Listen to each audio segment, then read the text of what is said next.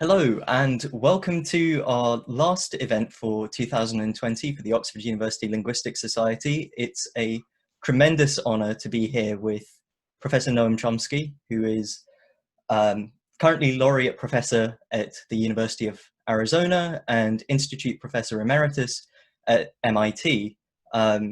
Introducing Noam Chomsky to a society of linguists is probably one of the most redundant jobs, but you will know him as a major figure in the cognitive revolution of the 1950s, starting with the publication of syntactic structures in 1957, and with major contributions to the philosophy of language and mind and generative grammar in linguistics. I'm Mal, the president of the society, and here's Selena, our secretary, who we're going to be interviewing Professor Chomsky over the next 50 minutes or so.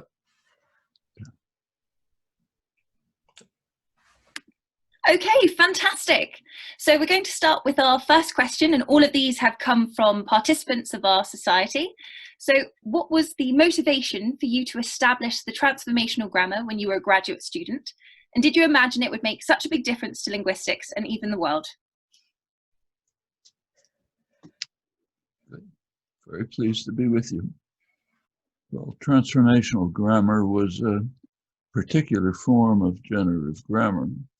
The earlier work, actually it was late 1940s, was more generative grammar in a more general sense, didn't happen to involve transformations.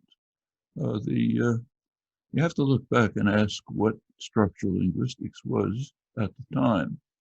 Structural linguistics, it was a fairly small field. The people basically knew each other, and they reached what they called consensus by mid-century, 1950. The consensus was that linguistics is what they called a taxonomic science. It's based on procedures of analysis, strict schedule of procedures. The most sophisticated advanced form of it was Zellick-Harris's methods in structural linguistics. There were other similar approaches by Trubetskoy, Bernard Bloch, others, but basically a fixed set of procedures that you could use to analyze any corpus, any system of any data you received from an informant, corpus of materials, and use the procedures to find the elements that entered into the language and the distribution of those elements. Primary notion was the phonemic principle, but there were similar principles at other levels. And that essentially terminated the field. I was an undergraduate student at the time, and we all felt it's kind of fun, but what happens when we've done it to every language? It was also assumed that languages could differ essentially without limits. You had to study each language on its own without presuppositions. It's called sometimes the Boasian principle. As for the nature of language and its acquisition, the assumption was basically Leonard Bloomfield's. It's a system of habits and training. If anything new is ever produced, that's by analogy to forms that already existed. Well, generative grammar began basically out of skepticism with this conception. I should say there was another variant of it, the Cambridge variant. There's no structural linguistics in Cambridge, Massachusetts, Harvard, MIT. It was Skinnerian operant conditioning. His book, Verbal Behavior, came out years later, but was circulating in the late 40s. Information theory, signal detection, cybernetics, the new information sciences, but it's pretty similar in conception. The problem was it didn't explain anything. You couldn't explain any phenomena of language. You could just organize them. Well, what's an explanation of the phenomena of language? At the very least, it's a theory that generates the expressions of the language with their structures and their interpretations. That's a generative grammar. Turned out as soon as we began working on generative grammars that there was a kind of a dilemma. The entities that entered into the explanatory theories could not be reached by the taxonomic procedures, and the elements of the taxonomic procedures didn't enter into the explanatory theories. So there was a kind of a split, and took some years before it settled in, but generative grammar just developed out of the essentially abandonment of the taxonomic proposals and the procedural analysis and the effort to simply describe the nature of the language without, in a manner in which it's done in any science. You don't have procedures for doing chemistry, or biology. You just try to understand the objects that you're investigating. It also became very clear quite quickly that there's several, I should say that this began to develop within what was later called the biolinguistic framework, meaning that language was assumed to be a property of an individual. So it's a property of you and me that we speak varieties of English, not varieties of Tagalog. That's a biological property, should be studied like other biological properties. And that means we have to ask questions about how this system can be acquired in ontogeny, how it develops in the infant, and also questions of how it evolved. So they're fundamental questions of ontogeny and phylogeny, evolution and learnability. Turned out these were in conflict. As soon as you thought about them, there's a striking conflict between them. If you take a look at what a child knows, it's vastly beyond any data available, and so-called poverty of stimulus. So that suggests that what's built into the organism must be extremely rich to carry out this leap from data presented to knowledge attained. On the other hand, if you look at the problem of evolvability, it seems that it should be very simple, because otherwise how could it have evolved? We now know that those problems are much more serious than was recognized in the early 50s. On the problem of learnability, experimental studies with infants have shown that by about 2 or 3, they've essentially mastered the language. They don't exhibit it in behavior, but you can show it by study of what they understand and so on.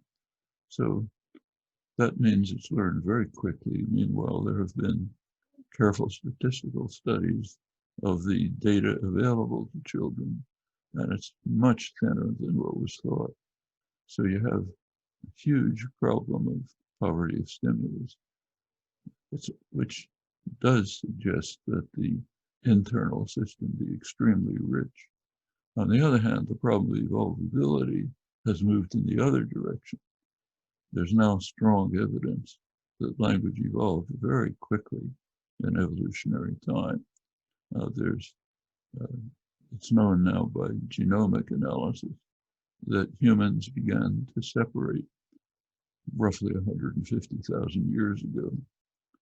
That's not long after the appearance of Homo sapiens, which is somewhere in the 200,000 to 300,000 year range. These are instants of evolutionary time.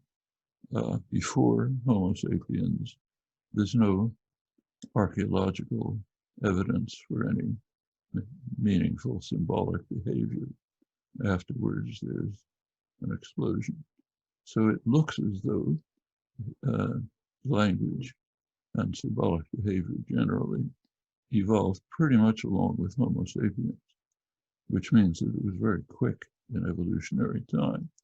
So you have the paradox of trying to find a system which is acquired very quickly and evolved very quickly, which seem to be in conflict.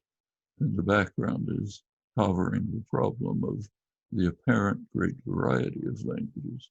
How can that be true with these conditions on acquisition and evolvability?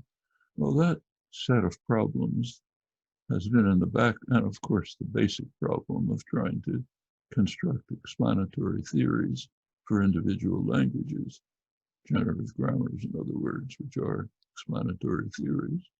That sets the framework for the research of the last 70 years, I think.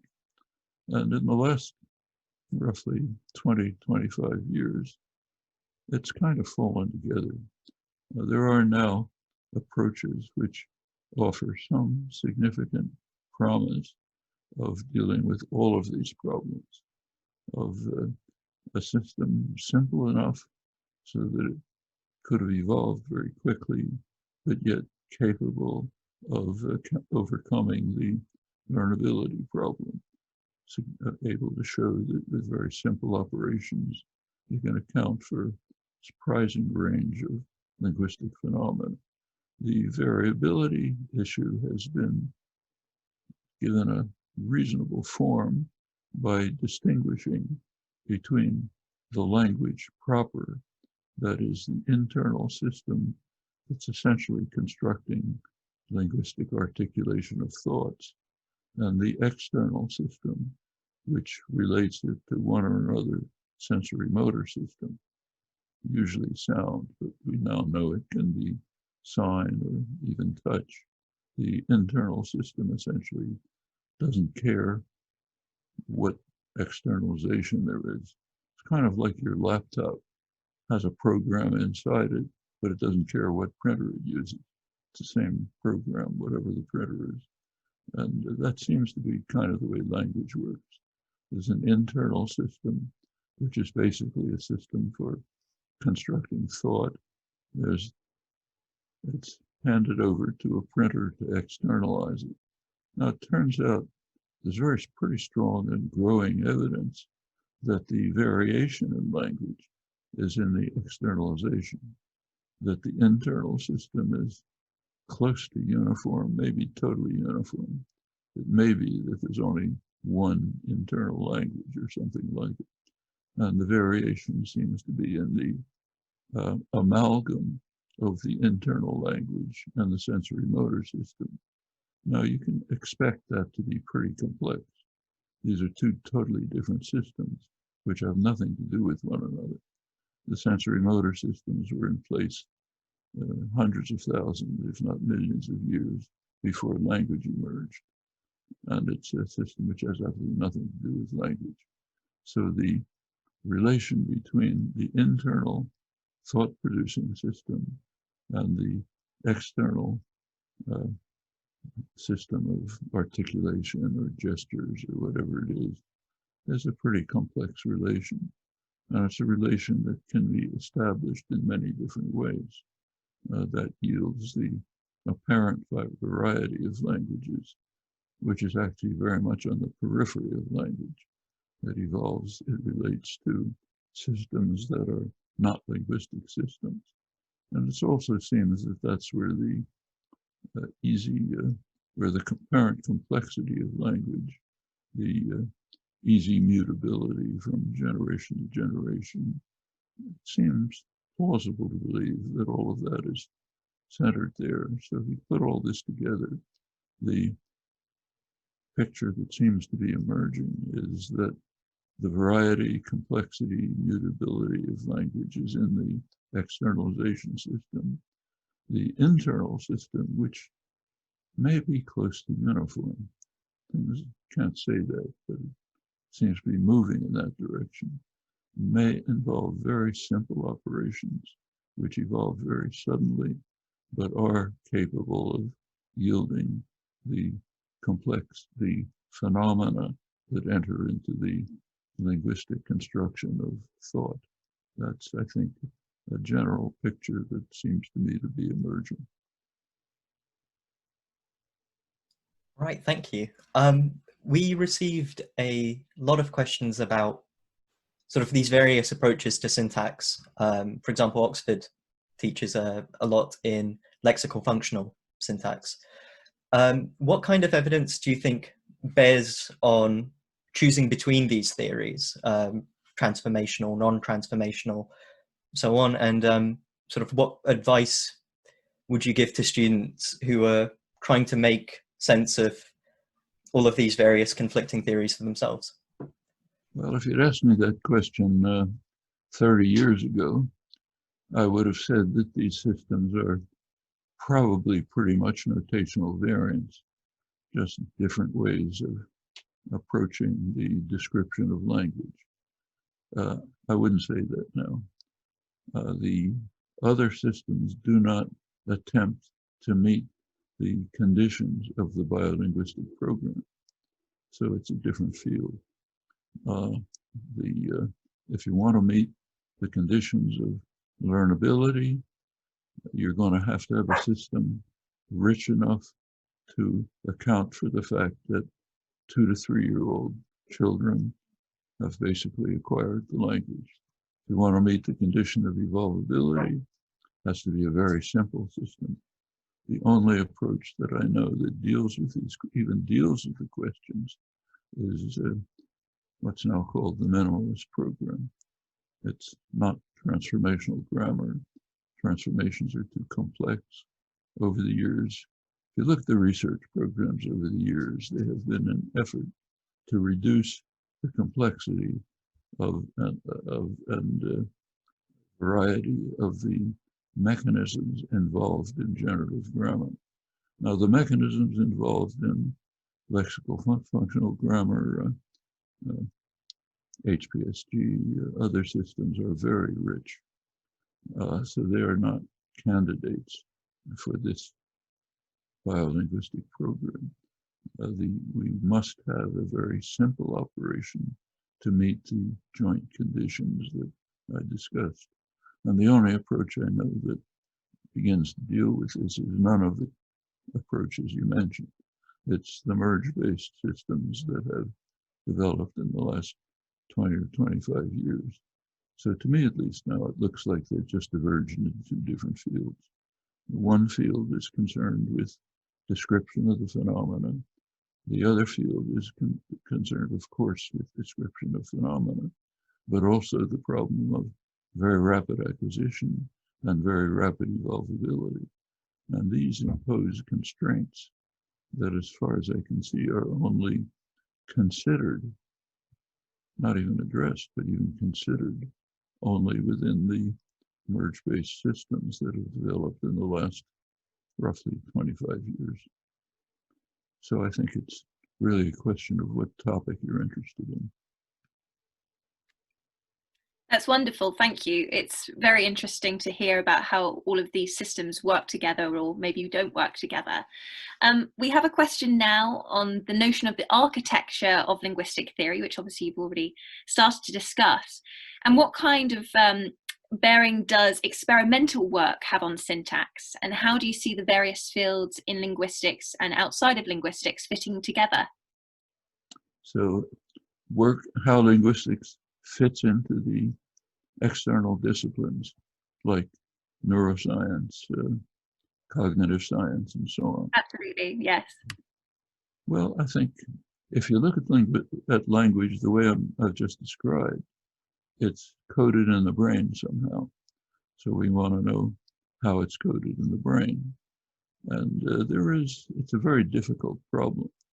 Notice that the study of the neurolinguistics of the brain, of the neuroscience of the brain, is much more difficult than the study of the neuroscience of, say, the system of vision.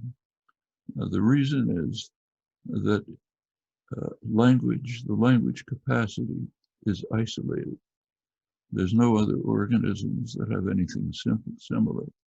So you can't do comparative studies. The study of mammalian vision, human vision, has been greatly advanced by research on cats and monkeys. You can't do that with humans. So one avenue of investigation, comparative investigation, is closed off. There's no analog in any more than extremely superficial sense to any of the properties of language.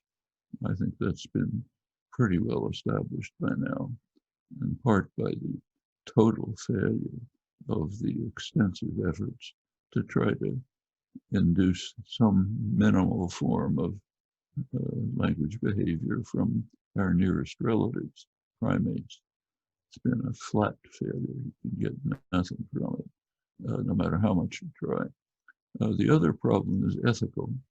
In the case of, say, vision, rightly or wrongly, we've permitted ourselves to do invasive experimentation of other mammals, cats, monkeys. And we don't permit that with humans. We don't permit, say, raising an infant without sound in isolation. That's the way we've learned a lot about vision. Raising kittens without visual stimuli. Turns out if they don't have pattern stimulation within the first few weeks of life, the visual system simply deteriorates. The cat will be blind forever. And a lot has been learned about the kinds of visual stimuli which will lead to one or another form of visual system. Well, in principle, you could do that with humans, but of course we don't allow it. Same is true of invasive experimentation with, say,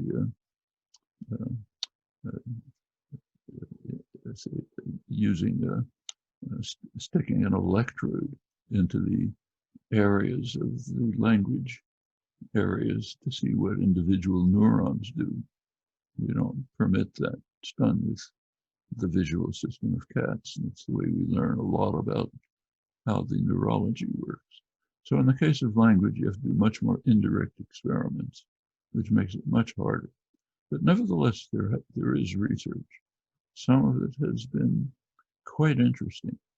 The most interesting result in neurolinguistics so far is a set of studies that were initiated they were planned by Andrea Moro, linguist in Italy, and carried out in the research centers in Milan, and since been replicated in other places. What they studied was the very interesting problem of structure dependence in language. A very dramatic fact about language, which was discovered in the early 50s when we started looking at generative grammars, was that all linguistic operations ignore everything that the child hears, namely linear order, and pay attention only to what the child never hears, structure. So, for example, if you say, take a simple example, if you have John and Bill are in the room, it's not John and Bill is in the room, although the copula is adjacent to a singular noun. The adjacency is a very simple computational operation, but infants never use it. They don't use linear order. If you take a sentence like the guy who fixed the car carefully packed his tools, it's ambiguous. Carefully could be go with fix the car or pack the tools. If you put carefully in the front, carefully the guy who fixed the car packed the tools, it only goes with packed. It carefully doesn't find the closest verb phrase. It ignores linear order. It finds the structurally closest one. So it pays attention to structure, but not order. This is true of all linguistic operations. That's a very paradoxical fact. Take a 2-year-old infant. The infant is perfectly capable of dealing with notions like adjacency or first beat on a string or things like that, but it doesn't use it in the case of language. That's 100% of what it hears, but it ignores it entirely and only uses something it never hears, structural relations. That's the principle of structure dependence. Well, we now have an explanation for it, but it's been a very surprising property. The experimental studies took subjects and presented them with 2 types of stimuli. One, both invented languages. One was an invented language modeled on an actual language that they didn't know. The other was, for negation, it used the rules of the other language in the invented symbolic language. The second category of stimuli was rules that used linear order. So negation would be, say, the third word in a sentence. So that's how you did negation in the other invented language. That violates structure dependence, but it's a very simple calculation. Well, what they found was that in the stimuli that modeled a language, the normal language areas of the brain were activated. In the stimuli that used linear order, they weren't activated. There was diffuse activation in the brain, which means that people were just treating it as a puzzle, and sometimes were able to solve it. Well, that's a very and this has been replicated in many ways. There's also interesting work done by, right at the same time, in fact, by Neil Smith, linguist and Jonat Simpli, associate at University College in London. As you may know, they were studying a subject who they call Chris, who was cognitively very impaired, extremely limited cognitive capacities, but remarkable linguistic capacities. He could pick up a grammar book and learn the language, learn many languages that way. Didn't understand very much, but learned how the languages worked. So they tried something similar on Chris. They gave him invented languages which followed the structure of natural languages, and gave him invented languages that used principles like linear order and adjacency. With the second category, Chris could do nothing. He couldn't deal with them at all. He can't deal with puzzles. Doesn't have cognitive capacities. With the ones modeled on language, he learned it very quickly. It's basically the same result. Neil Smith, who's now retired, published on this years ago. So here's the kind of neurolinguistic work which can be very enlightening, gives a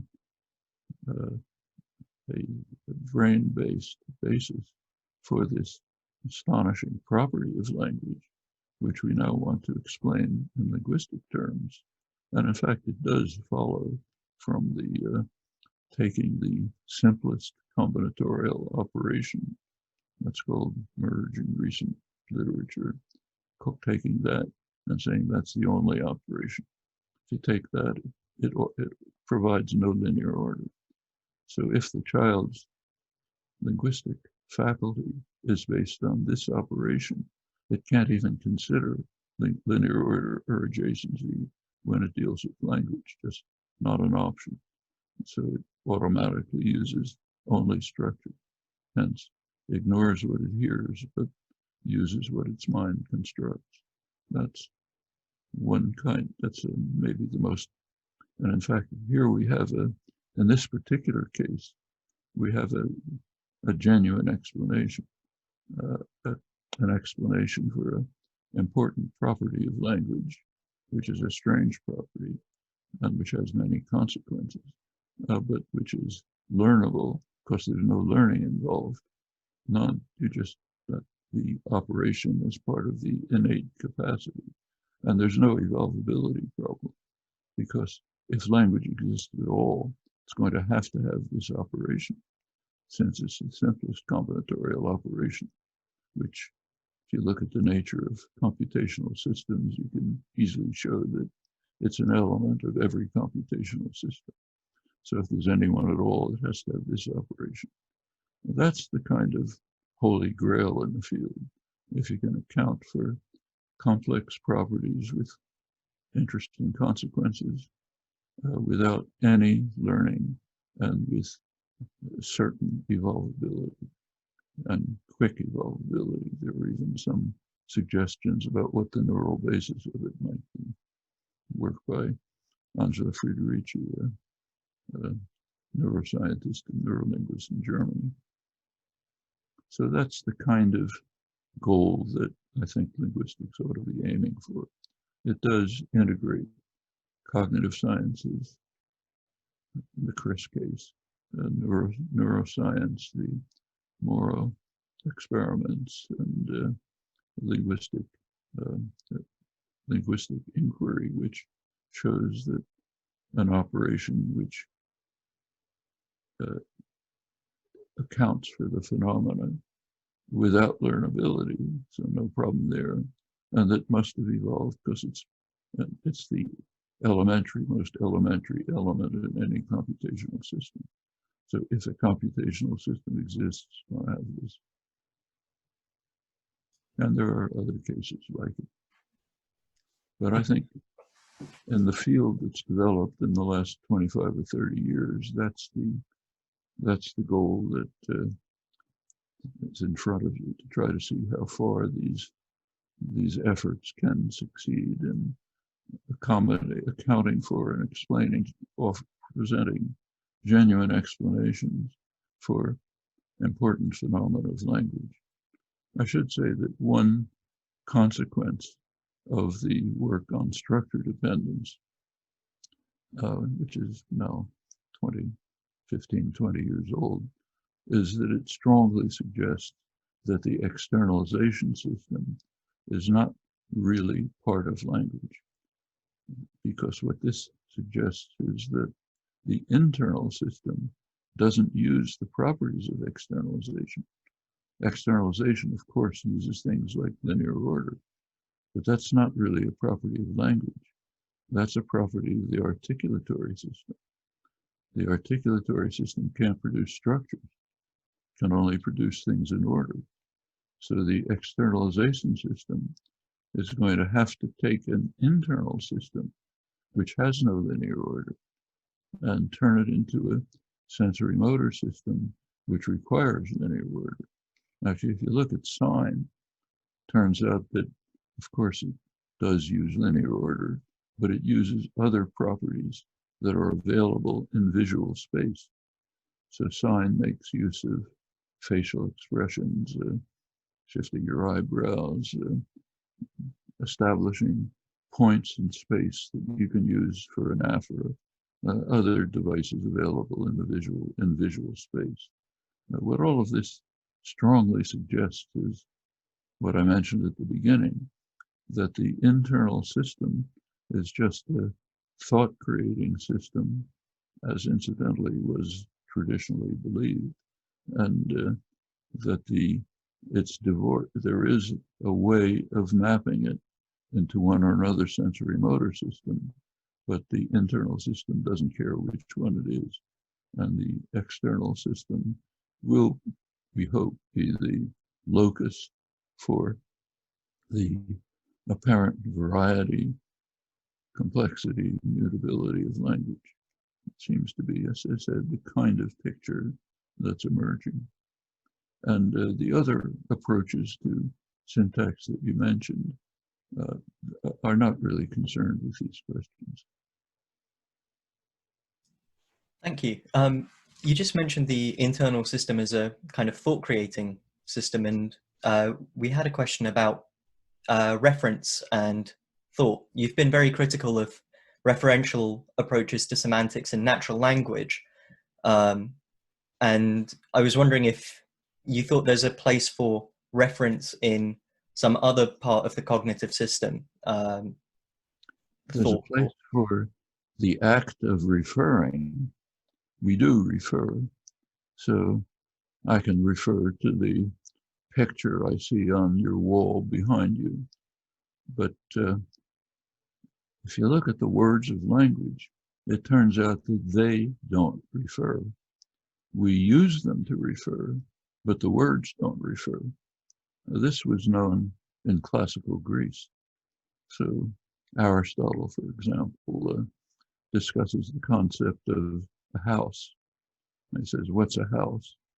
Well, in his metaphysics, which we can translate into modern terms, in his metaphysics, a house is a complex of matter and form. The matter of the house is the bricks and timbers and so on, out of which it's constructed, the physical object. The form is what it was designed for, what was in the mind of the architect, how it's characteristically used, and so on. So something could look exactly like a house, but not be a house if it was designed to store books, let's say. In that case, it's not a house, it's a library. If it was designed to store cars, it's a garage. If it was designed as a paperweight for a giant, it's a paperweight. So what a house is depends on mental acts, our cognition, the way we think about things. A physicist just looking at the objects out there could not discover what a house is. And that seems to be true of every word in the language. Every time you look closely at a word, it turns out to be a complex of cognitive processes of a pretty complex kind, and some physical object that triggers or is associated with it. So in fact, take the first example that was used in classical philosophy was Heraclitus. How can you cross the same river twice? So if I cross, you cross the Thames on the way to work, and you cross the Thames back when you go home. Why is it the same river? It's physically quite different. So what makes it the same river? Well, not its physical constitution, something about what makes something a river, but that's in our minds. If you think about it, it's pretty complex. So for example, when I now live in Arizona, when I go to work in the morning, I cross something called the Relito River. When I come back, I cross the Relito River. It's an interesting river. It doesn't have any water. It's dry. It's a dry river. It's a river because when the monsoon comes, twice a year, it fills up with water. But it's still the Relito River. You can't look at the physical object and say, oh, I understand why that's a river. It doesn't work that way. Now that's true of every word in the language when you look at it closely. A tree, a person, a rock, anything. And what it means is the words do not themselves refer, though we do use the words to refer in the complex situations of life. Actually, this should not be new to you. This was all discussed by Oxford philosophers in the 1950s. Peter Strawson, John Austin, others who pointed out, Gilbert Ryle, pointed out that words basically don't refer. You use them in what John Austin called speech acts to refer. But that means that language does not have semantics in the technical sense. The technical sense of semantics, Frege, Carnap, Tarski, Quine, so on, is a relation between symbolic objects and extra-linguistic objects. If you take the biolinguistic approach, extra-mental objects. And apparently that relation doesn't exist. Now, if you take, say, what's called model theoretic semantics, now ask yourself, what are the entities in the model? Nothing in the world. They're whatever you feel like talking about, but they're mostly mentally constructed objects. There's nothing in the world corresponding to them. Model theoretic semantics, other event. The same is true of, say, neo-Davidsonian event semantics, which in my view at least is probably the most productive kind. But you ask yourself, what's an event? Well, Zeno taught us that when you walk around across the room, there are infinitely many events, as many as you want. So events are something constructed by the mind.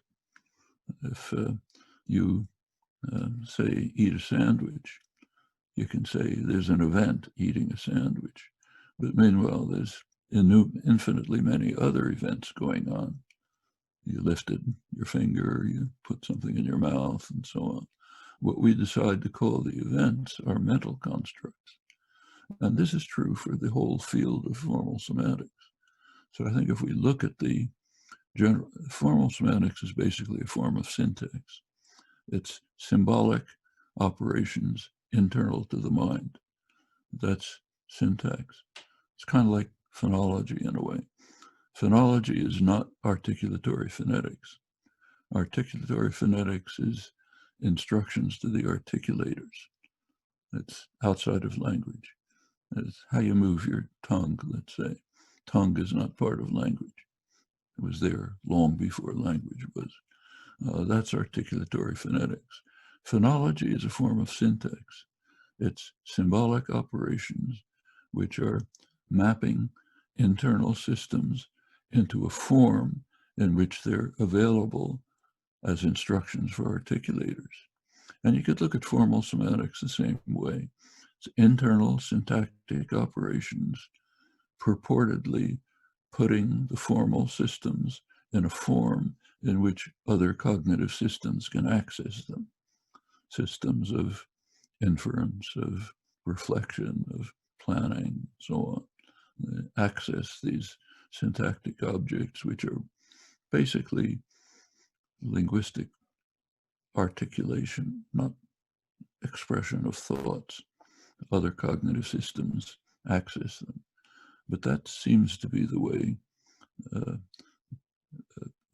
language is used for expressing thoughts, interpreting what others say, and so on.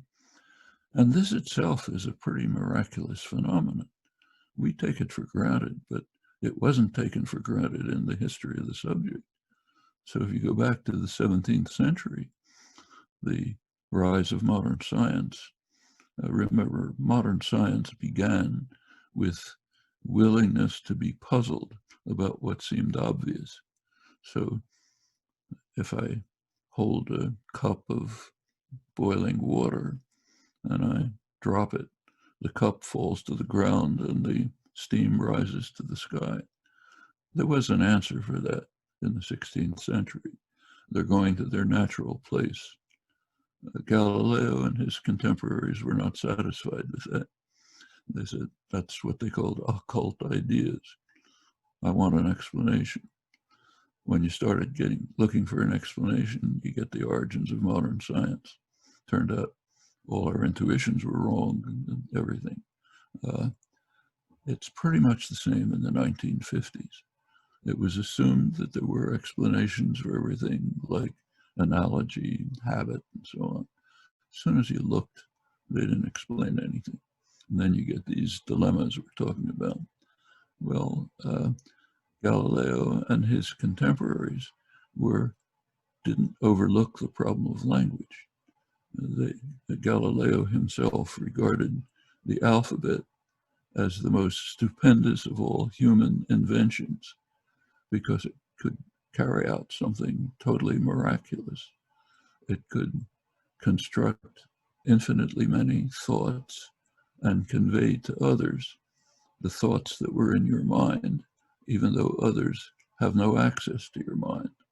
it was quickly understood that the alphabet is just an image of something internal. And if you go to, say, the Port Royal Grammar, 1660, they talk about how with a small number of symbols, you can construct in your mind infinitely many thoughts, and you can in fact convey to others who have no access to your mind the innermost workings of your mind. They regarded this as the most astonishing of miracles in the universe. And basically they're right. We now have, since the rise of there was really no way to deal with this for centuries. With the rise of the theory of computation in the 20th century, the tools were available to try to deal with some of these problems. That's essentially where generative grammar comes from, combining the tools made available by the theory of computation with the puzzles that had been around for a long time, and incidentally were totally unknown, and all of this had been forgotten. It was just rediscovered really in the 1960s after generative grammar had taken off, and it's still barely known. I'm sure you don't study it at your linguistics courses, but I think you should. That's wonderful. Thank you so much. I believe we've come to the end of the time that we have with you. So just wanted to say thank you so much for spending so much time with us, talking us through lots of information that I know everybody who listens will be absolutely fascinated with. And for myself and Mal specifically, but from everybody who's going to be watching this, just thank you very much, and we hope you have a wonderful end to a very strange year and a great vacation period ahead. Thank you very much. Very good to talk. Thank you very much. Yep. Thank you.